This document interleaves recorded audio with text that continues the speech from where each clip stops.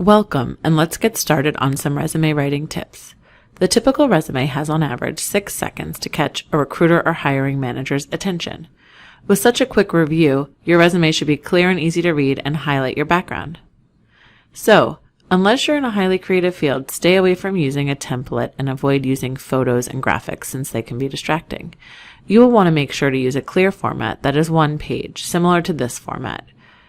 Font size between 10 to 12 point, and an alternate but professional font like Garamond. Email should be some combination of your first and last name to be professional. Be consistent with formatting and punctuation.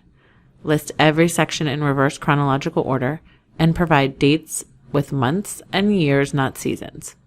If you're having trouble reducing your experience to one page, a quick way to edit would be to remove any references to pre-college experiences. The only exception is for underclassmen. If you're having trouble filling one page with college experiences, then keep those from high school that show strong skill development or key accomplishments.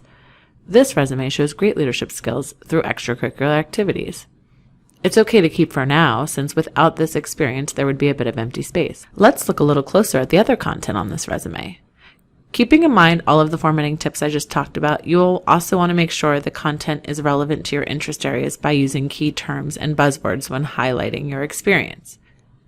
Key headings you'll want to include in this order are education and experience, which can include different sections for various types. In this case, professional, leadership, and extracurricular are highlighted. And finally, don't forget a skills section.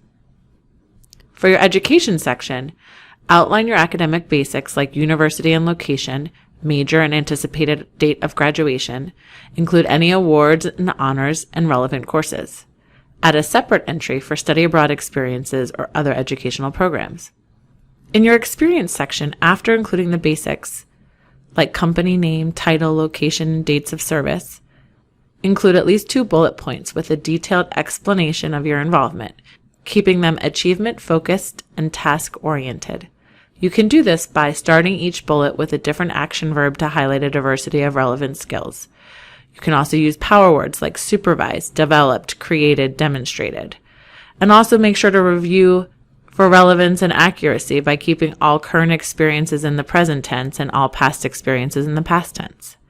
Remember to include a skills section. This should include technical skills and languages spoken, as well as any other technical skills relevant to your field of interest.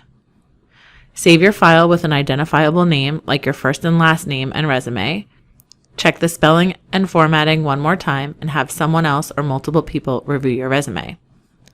Remember, there is no one way to write a resume, so continue to seek out feedback and be open to additional revisions. Thank you for taking the time to listen and watch. We look forward to reading your revised resume soon.